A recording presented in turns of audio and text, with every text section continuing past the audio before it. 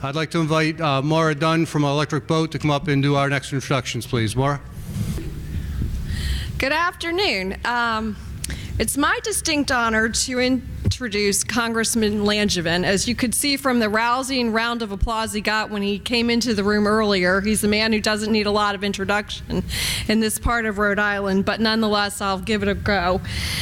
Congressman Langevin is a very strong advocate for the people of Rhode Island, and particularly his constituents in the 2nd District.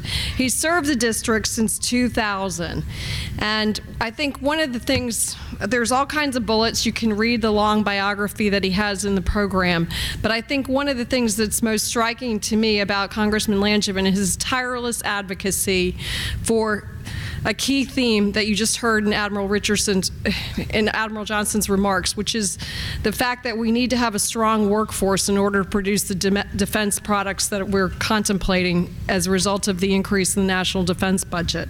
He's worked tirelessly as the co-chairman of the Congressional Career and Technical Education Caucus.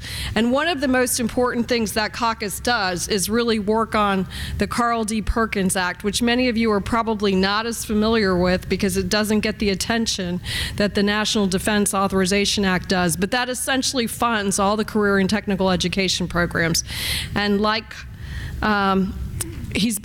Congressman Langevin is just an absolutely tireless advocate to make sure that those programs have the funding, and he succeeded in helping lead that legislation through it hasn't actually been passed in almost a decade, and we finally got a bill passed as a result of Congressman Langevin's incredible leadership on that. He's also, in addition to that, the co-founding member of the Congressional Security Cyber Caucus and the Submarine Caucus, two very important constituent advocacy groups for us, and a member of the Committee on Homeland Security.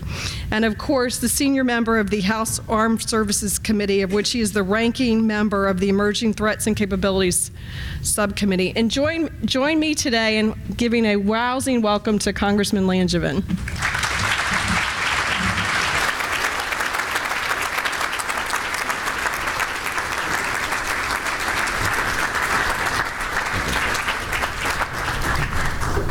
Maura, thank you very much, and good afternoon, everyone.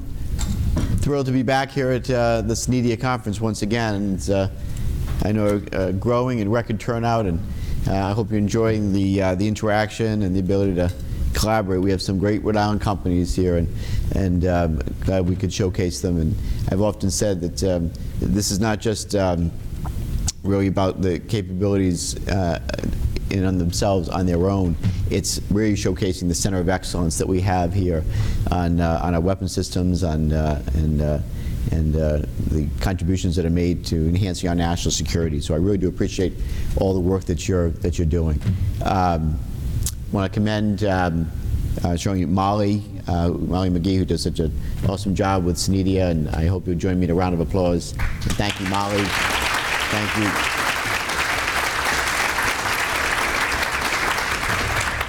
I guess that I should also mention Tim Dowjudas, who's the chair of the board of SENEDIA, and so, as I often like to say, and for those of you who don't know, Tim was my deputy district director for several years, and he left to go on to bigger and better things at Raytheon.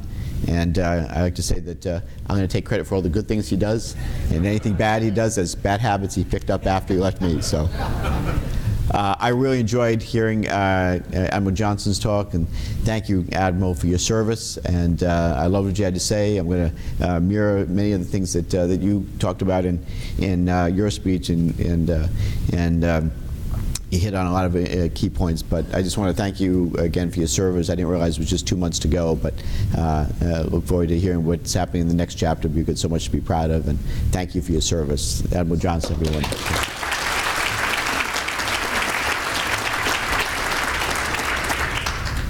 So I want to begin by just saying for a moment how much Senator McCain will be missed. I know that's been highlighted on the news recently, but I knew Senator McCain very well, had the opportunity to travel with him and work with him as a member of the Armed Services Committee, and he's an extraordinary American, a real patriot, a true American hero, and he's going to be greatly missed. So I know we're keeping all of him and his thoughts and his family in our thoughts and prayers right now.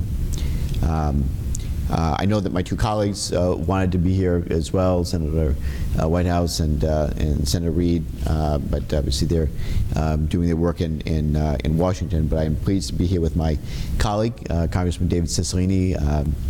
Between the two of us, we have a great working relationship and fight hard for the people of Rhode Island. And David, honored to be with you here today. Thank you for all your work too.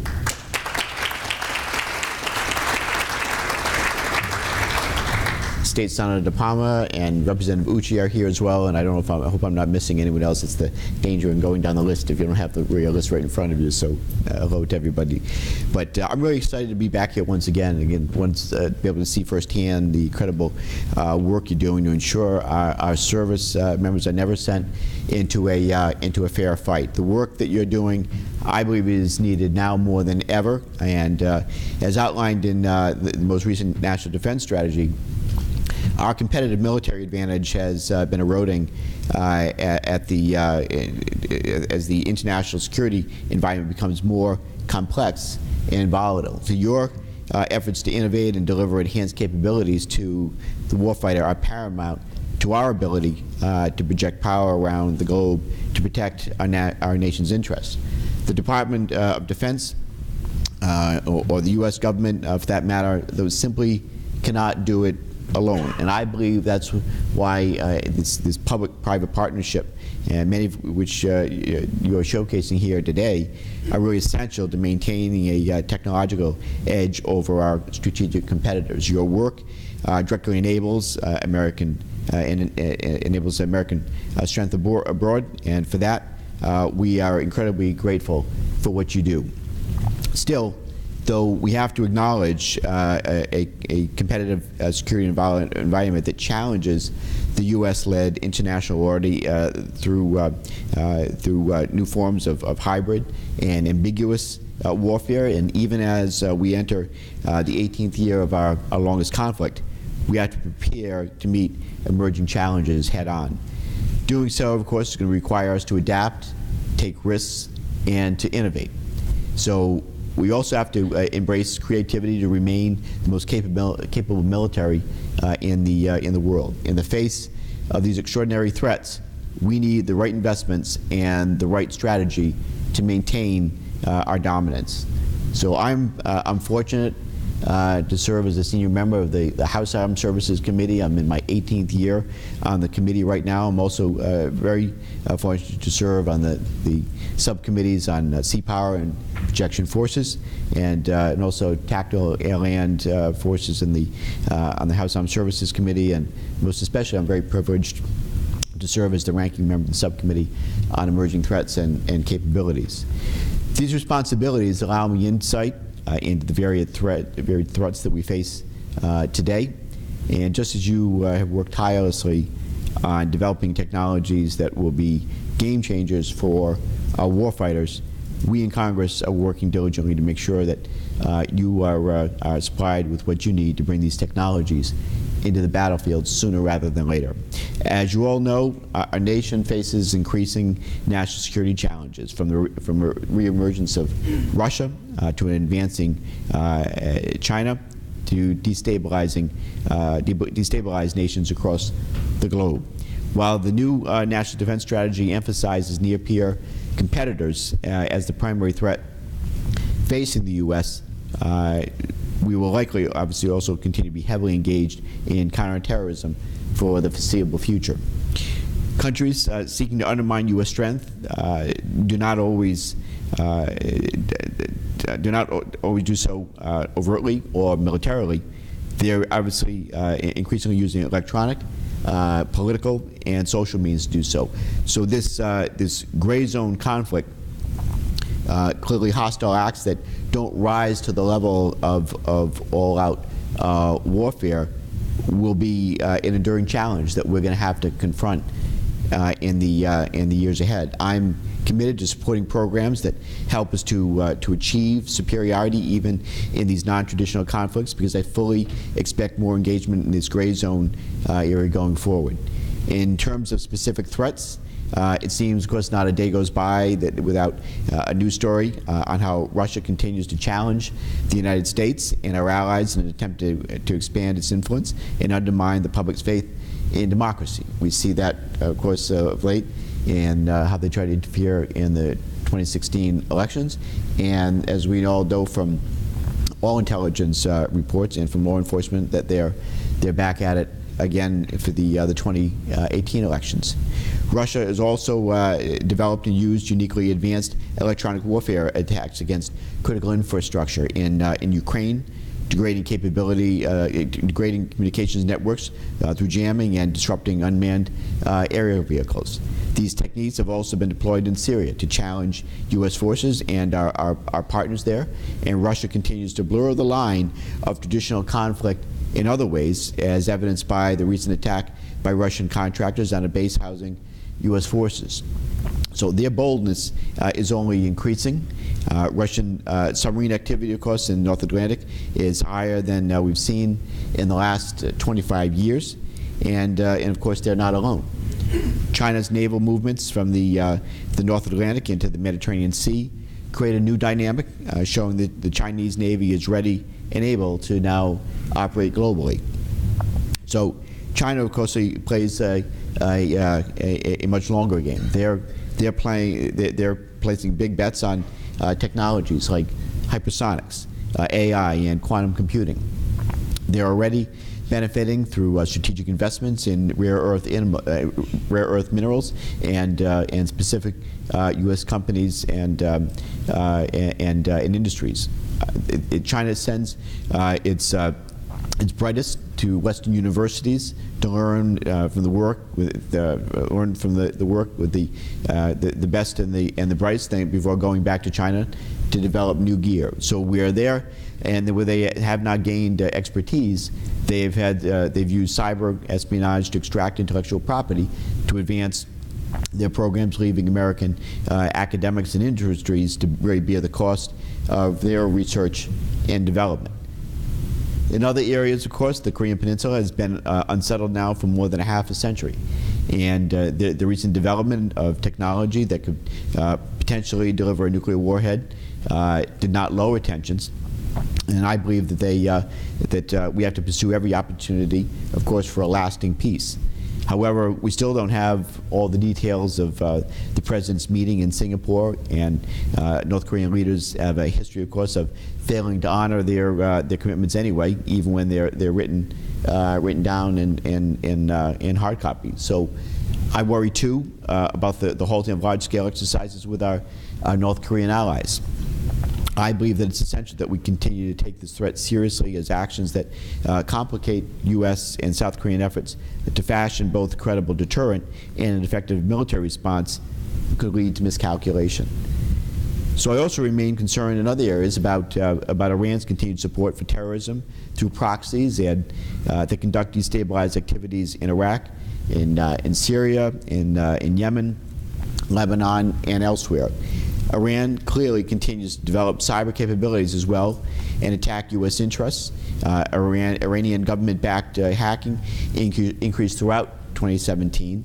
And now that the administration has reimposed sanctions after pulling out of the nuclear deal, experts now believe that the cyber threat from Iran will only intensify, as evidenced by the recent findings of both Google and Facebook and Twitter.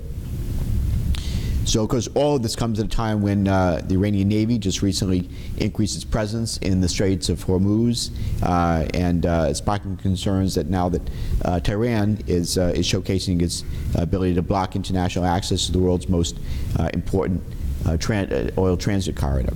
So, as we prepare now to confront these different types of threats, I believe that it's absolutely critical that we continue to invest in research, in development, and transition promising capabilities that have the potential to bend the cost curve, and things as directed energy technologies, electronic warfare, and also on AI. So these investments in innovation, I believe, would add capabilities to our robust arsenal to ensure that our forces have what they need and enough of it to ward off these challenges. So on this front, I co-chair the Congressional Directed Energy Caucus. I believe that directed energy technologies are no longer, as you can well appreciate, 5 years away. These capabilities right now are at our doorstep. I believe that we have to embrace maturing technologies like electromagnetic railgun and also various laser technologies and transition them as soon as possible into the hands of the warfighter when they're ready. On this front, I'm continuing promoting and fighting to protect these very promising programs that I believe push the envelope and keep us one step ahead of our adversaries. Similar to DE, of course, maintaining our edge in the electronic warfare arena is absolutely a strategic imperative. As I've said before, I believe that advancements in our EW capabilities have the potential to both give us a warfighting advantage and deter our adversaries. But conversely, our adversaries, of course, as you can well appreciate, our adversaries' investments in EW capabilities challenge us in ways that we've only yet to fully realize.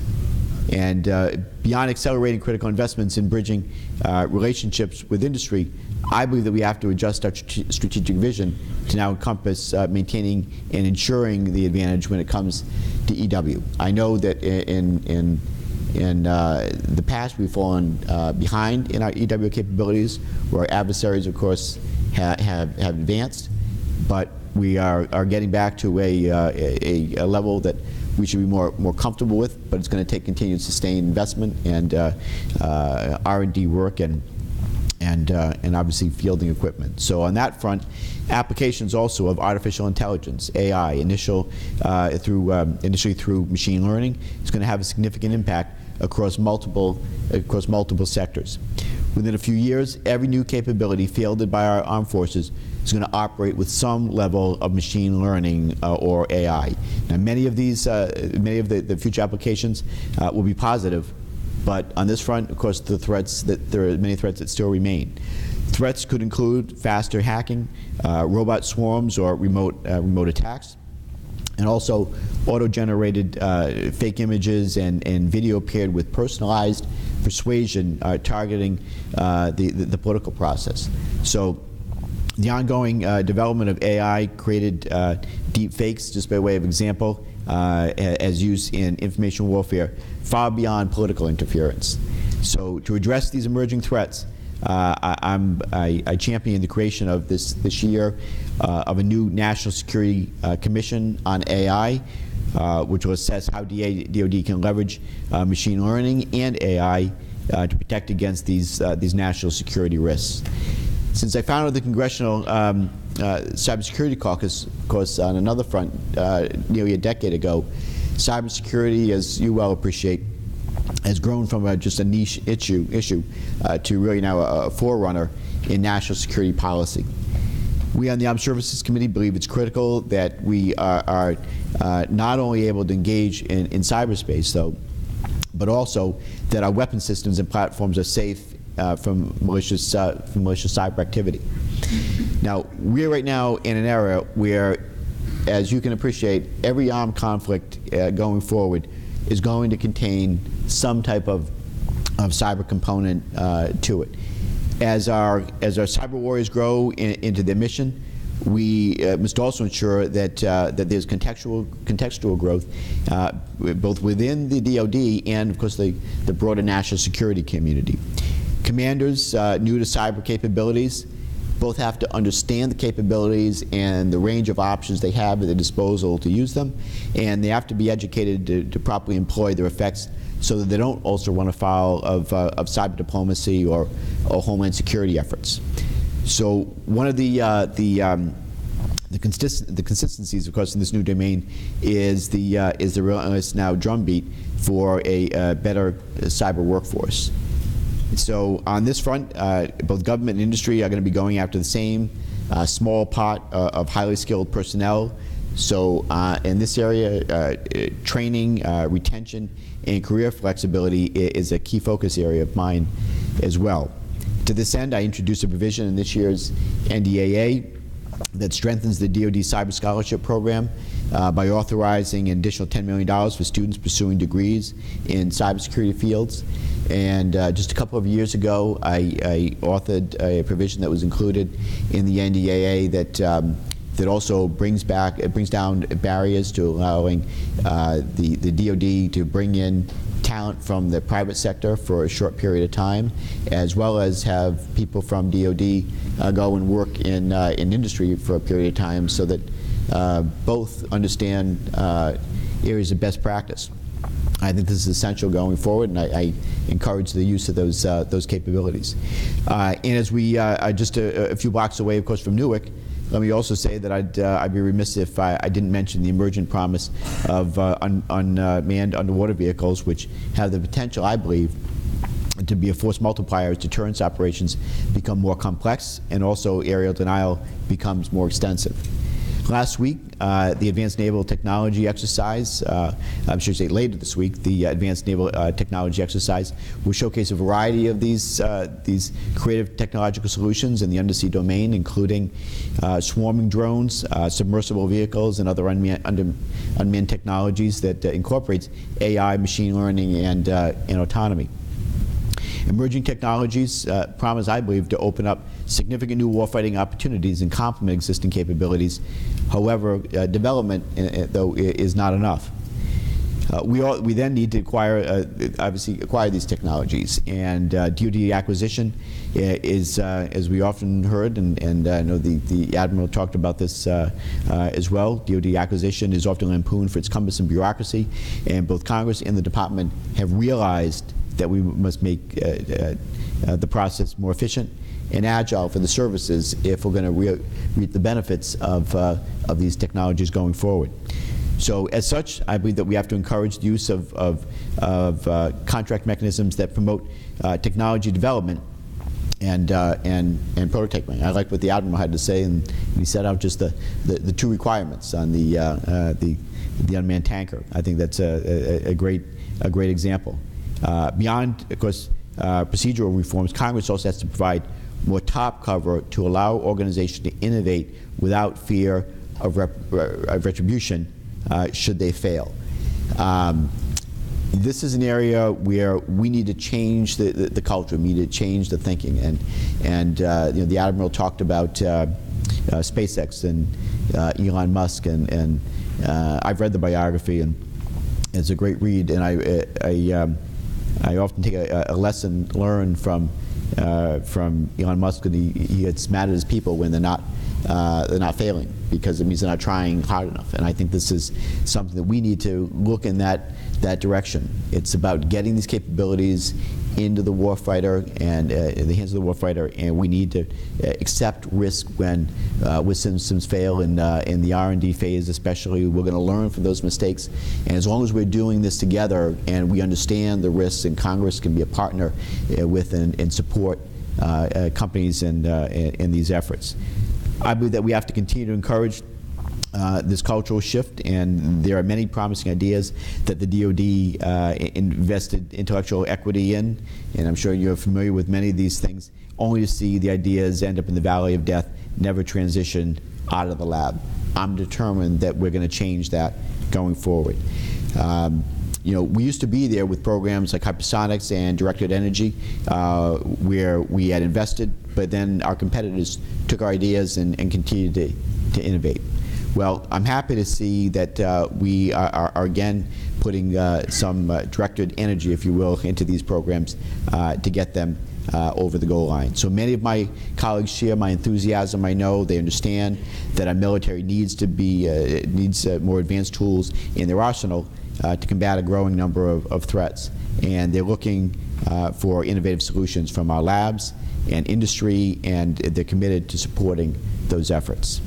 So, but beyond, you know, but I'd say for the non-believers out there, I believe it's critical that you show them your technologies and how they can make America safer and create new jobs and also stimulate the economy. That's where we're heading in the future, and that's why I believe a competitive, whole of government approach is also needed going forward.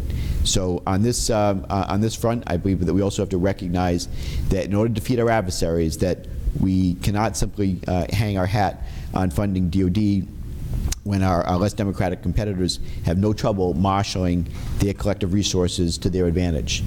We need to cast I believe, a wide net. In addition to investing in the labs and industry, we must invest in places like the Department of Education so that the next generation of innovators can begin their work in the classroom and go on to pursue STEAM degrees. So I believe that we have to invest in career and technical education programs so that our defense industrial base remains vibrant and healthy. I'm very excited about the fact that after 10 years, the Perkins Act, which is the primary funder of career and technical education programs, was just finally reauthorized. It was a great bipartisan effort. I have a great colleague, Glenn Thompson from Pennsylvania, and he and I worked very closely on seeing that bill was reauthorized. It's going to ensure closer alignment between what schools are teaching and what businesses need in terms of the skills development. It's going to place a very heavy focus on apprenticeships, and there's also higher funding levels in the authorization. I think that was a very positive development for workforce development, and it's going to have a direct impact on the work that you all are doing. I believe that we also have to invest in the Department of State, which closely negotiates with both our allies and adversaries so that we can avoid war whenever and wherever possible. Similarly, though, we need to embrace creativity, and we need to better understand what operational concepts these investments could enable. Things like when do we use energy weapons versus cyber effects versus traditional kinetic interceptors. Generating that doctrinal pull for capabilities rather than developing capability for capability's sake, I believe can help lead to exciting new warfighting concepts. And it is this creativity that we have to continue to inject into our traditional RDT&E processes, so that much of that creativity is showcased, I know, right here each year. In closing, let me just say that our nation, I believe, has the best trained and best equipped military force in the world. And it's only together that we can ensure that they never enter a fair fight. So that's why I'm so pleased to be here today in a state and a region where there's overflowing with capabilities and expertise that the country right now desperately needs. Thank you all for the work that you're doing. Thank you for having me here today, and hope you enjoyed the rest of the conference. Thank you. On behalf of SENEDIA, I'd like to present you with this coin. Only one. Thank you very much, Maura. Thank you. Appreciate that. Thank you for your very comprehensive and thoughtful remarks. Appreciate it.